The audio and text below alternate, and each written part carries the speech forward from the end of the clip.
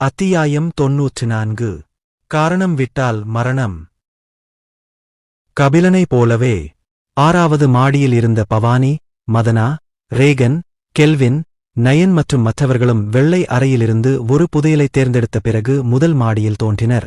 முதல் மாடிக்கு வந்த பிறகு 7வது மாடிக்கு முன்னேற முடியாமல் போனதால் ஏமாற்றமோ அல்லது வருத்தமோ அடைவதற்கு பதிலாக அவர்கள் உடனடியாக அரக்கர்களை வேட்டையாடவும் புதையல்களைத் தேடவும் தொடங்கினர். மேல் தளங்களில் இவ்வளவு அனுபவித்த பிறகு எல்லோரும் முன்பை விட வலிமையானவர்களாகத் தெரிந்தனர். அதனால்தான் முதல் மாடியில் இருந்த ஆபத்தான அரக்கர்கள் இப்போது அவர்களின் கண்களுக்கு எறும்புகளைப் போல இருந்தனர். ஆனாலும் முதல் மாடியில் பல சக்தி வாய்ந்த பாஸ் மான்ஸ்டர்கள் இருந்தார்கள். ஆனால் அந்த மான்ஸ்டர்களை நெருங்கும் அளவுக்கு யாரும் முட்டாள்களாக இருக்கவில்லை. எல்லோரும் கோபுரத்தை விட்டு வெளியேற இன்னும் 2 மாதங்கள் மட்டுமே இருந்தன. அதனால்தான் மீதமுள்ள நேரத்தை அவர்கள் அதிகம் பயன்படுத்த விரும்பினர்.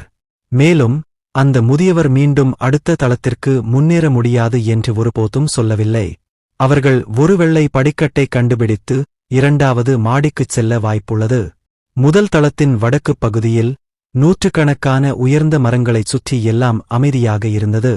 திடீரென்று ஒரு மரத்தின் அடிப்பகுதியின் மையத்தில் இருந்த ஒரு துளையிலிருந்து ஒரு உருவம் வெளியே வந்தது. அந்த உருவத்தின் கைகளுக்குள் 2 முஷ்டி அளவிலான ஊதா நிற முட்டைகள் இருந்தன. வேகமான அசைவுடன் அந்த உருவம் முட்டையை ஒரு துணிப்பைக்குள் வைத்து பையை இடுப்பில் கட்டிக்கொண்டு முழு வேகத்தில் ஓடியது. ஒரு நொடிக்குப் பிறகு மரத்தின் துளையிலிருந்து ஒரு சிவப்பு பறவையும் வெளியே வந்தது. ஓடும் உருவத்தைப் பார்த்து அந்த பறவை பெரிதும் மூச்சிரைத்தது. டேய் மலமாடு, எனக்காக காத்திரு. பியா கபிலனை சபித்துக்கொண்டே விரக்தியுடன் கத்தினாள். பியாவுக்குப் பிறகு மரத்தின் துளையிலிருந்து 2 நீண்ட நீல பாம்புகள் ஊர்ந்து வந்தன. 2 பாம்புகளும் பியா மற்றும் கபிலனின் பின்வாங்கும் உருவங்களை இரத்தம் தோய்ந்த கண்களுடன் பார்த்தன. அவற்றின் உடல் பனியால் மூடப்பட்டிருந்தது. மேலும் அந்த பாம்புகளின் தலையின் மேல் 2 வளைந்த கொம்புகள் இருந்தன. இருவரும் +C தரவரிசை.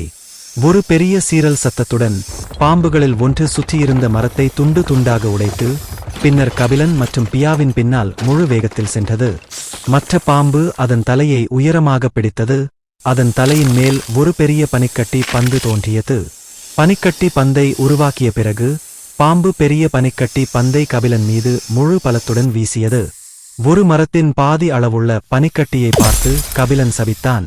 வியர்வை வழிந்த நெற்றியுடன் பனிக்கட்டியின் சீற்றத்திலிருந்து வெளியே வர உடனடியாக இன்ஸ்டன்ட் டெலிபோர்டேஷன் பயன்படுத்தினான். பேங்! பலத்த சத்தத்துடன் பனிக்கட்டி தரையில் மோதியது. தரையில் ஒரு பெரிய பள்ளம் தோன்றியது. அருகிலுள்ள அனைத்து மரங்களும் உறைந்து பனித்துகள்களாக மாறி காற்றோடு பறந்து சென்றன. அழிவை திரும்பி பார்த்த கபிலன் குளிர்ந்த மூச்சை உள்ளிழுத்தான். அவங்க இவ்வளவு பலமா இருப்பாங்கன்னு நான் எதிர்பார்க்கவே இல்லை. முதல் தாக்குதல் சக்தியை பார்த்த பிறகு கபிலனுக்கு மன்னிப்பு கேட்டு முட்டைகளை திருப்பித் தர வேண்டும் என்ற வெறி வந்தது. ஆனால் அவன் நிறுத்திய தருணத்தில் அந்த பாம்புகள் அவனை உயிருடன் தோலுரிக்கும் என்பது அவனுக்கு தெரியும். தீவிரமான முகபாவத்துடன் கபிலன் தனது வேகத்தை அதிகரித்தான். விரைவான அடிகள் என்ற திறமையையும் அவன் பயன்படுத்தினான். விரைவில் கபிலனின் தலையின் மேல் மற்றொரு பனிக்கட்டி தோன்றியது. தாக்குதலைத் தவிர்க்க அவன் உடனடியாக இடது பக்கம் குதித்தபோது அவனது கண்கள் சுருங்கின. பாம்!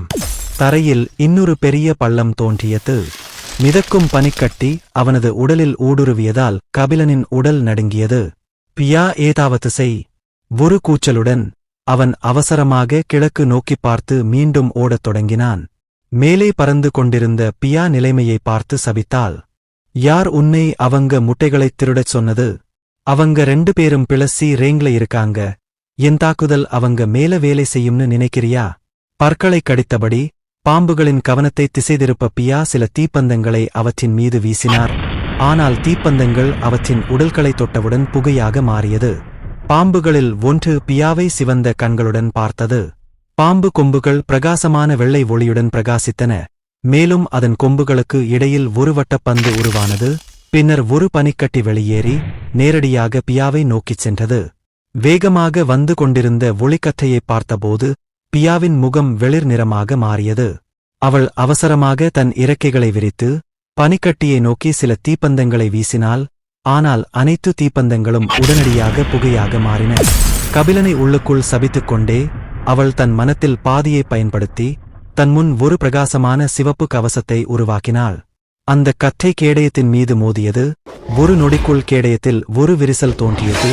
அடுத்த நொடிக்குப் பிறகு ஒரு விரிசல் நூற்றுக்கணக்கான விரிசல்களாக மாறியது. இன்னும் ஒரு வினாடிக்குப் பிறகு தீ கவசம் சிறிய துகள்களாக உடைந்தது. ஆனால் பியாவை எங்கும் காணவில்லை. பீம் கேடயத்தை தாக்கும்போது அவள் பீமிலிருந்து தன்னை தூர விலக்கிக் கொண்டு தாக்குதல் வரம்பை விட்டு வெளியேறினாள். அந்த பாம்பு வெகு தொலைவில் இருந்த வெற்று வானத்தையும் பியா பறக்கும் உருவத்தையும் பார்த்து ஒளிக்கற்றையை நிறுத்தியது. ஒரு சீரல் சத்தத்துடன் அது மீண்டும் கபிலனுக்கு பின்னால் வரத் தொடங்கியது. மறுபுறம் கபிலன் தன்னை பின்தொடர்ந்து வந்த நீல பாம்பை திரும்பி பார்த்தபோது மூச்சுத் திணறிக் கொண்டிருந்தார். விரைவில் பாம்பின் தலையின் மேல் மற்றொரு பெரிய பனிக்கட்டி தோன்றியது. ஐயோ சாமி, தெரியாம உன் முட்டையை எடுத்துட்டேன். அதான் உன்கிட்ட அவள மட்டும் இருக்கே. ஒரு சில முட்டைதான் எடுத்தேன், அதுக்கு இவ்வளவு கோபம். ஒரு சாபத்துடன் தாக்குதலைத் தவிர்க்க கபிலன் மீண்டும் உடனடி டெலிபோர்டேஷனை பயன்படுத்தினார். கபிலன் திரும்பிப் பார்த்தான். பாம்பு தனியாக இருந்ததால் அதை தாக்க விரும்பினான். ஆனால் சில நொடிகளுக்குப் பிறகு மற்ற பாம்பும் முதல் பாம்பின் பின்னால் தோன்றியது. அகன்ற கண்களுடன் கபிலன் மறுபடியுமா என்று கதறினான். பின்னர் கிழக்கே நோக்கி வேகமாக ஓடினான். பியா, நான் உன்னை ஏதாவது செய்யச் சொன்னேன்.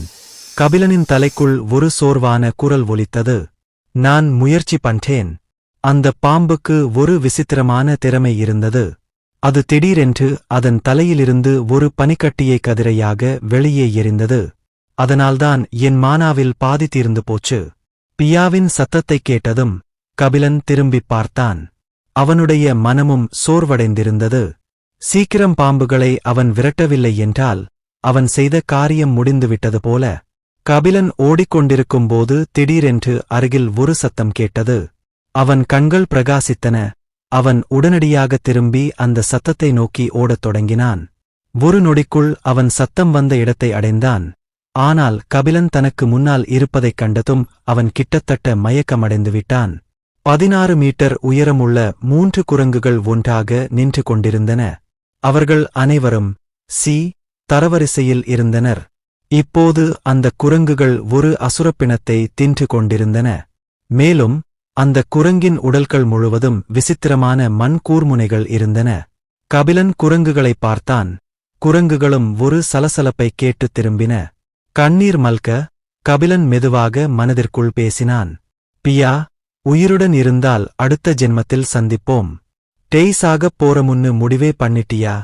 கபிலன் அந்த வார்த்தைகளை தலைக்குள் சொன்ன கணமே அவன் கால்களுக்குக் கீழே உள்ள தரை சரிந்து பலத்த சத்தத்துடன் அவன் தரையில் விழுந்தான். சிறிது நேரத்திற்கு முன்பு கபிலன் நின்று கொண்டிருந்த இடத்தைப் பார்த்த ஏப்ஸ் ஒரு பெரிய பனிக்கட்டி பந்து தங்கள் கண்களுக்கு முன்பாக வருவதைக் கண்டது. பந்து வீச்சிலிருந்து அவசரமாக நகர்வதற்கு முன்பு பனிப்பந்தை பார்த்தபோது அவர்களின் கண்கள் சுருங்கின. குரங்குகள் மிகவும் சுறுசுறுப்பாக இருந்தன. வேகமான அசைவுடன் அவை தங்கள் இடத்தை விட்டு மறைந்தன. பனிக்கட்டி பந்து பலத்த சத்தத்துடன் குரங்கின் உணவின் மீது மோதியது. ஒரு சிறிய நடுக்கம் தரையை உலுக்கியது. ஒரு பெரிய பள்ளம் உருவானது. குரங்கின் திகைத்துப்போன கண்களுக்குக் கீழே அவற்றின் உணவு பனித்துகள்களாக மாறி மெல்லிய காற்றில் மறைந்துவிட்டது. குரங்குகள் நின்ற இடத்தில் 2 நீலப் பாம்புகளும் தோன்றின. தங்கள் உணவு கண்ணுக்குத் தெரியாமல் போவதைக் கண்டு குரங்குகள் இன்னும் அதிர்ச்சியடைந்தன. பாம்புகள் வந்ததும் 3 குரங்குகளும் இருண்ட கண்களுடன் திரும்பி பாம்புகளைப் பார்த்தன. ஒரு நொடி கூட காத்திருக்காமல் கபிலனை தேடிக் கொண்டிருந்த பாம்புகளை தாக்கின ஏப்ஸ். இதற்கிடையில் சில மீட்டர் நிலத்தடியில் கபிலன் மூச்சை பிடித்துக்கொண்டு தான் விழுந்த இடத்திலிருந்து மேலே உள்ள சிறிய திறப்பை பார்த்தான். அவனுக்கு அசையக்கூடத் தைரியம் இல்லை. அவன் அமர்ந்திருந்த இடம் முழுவதையும் போர் சத்தங்கள் அதிர வைத்தன. பாம்புகள் மற்றும் ஏப்பின் கவனத்தை ஈர்க்காதபடி கபிலன் மூச்சை பிடித்துக் கொண்டிருந்தபோது அவன் தலைக்குள் ஒரு கவலையான குரல் ஒலித்தது. கபிலா, நீ நலமா? ஆமாம், அப்படித்தான் தோன்றியது. நான் இன்னும் உயிருடன் இருக்கிறேன்.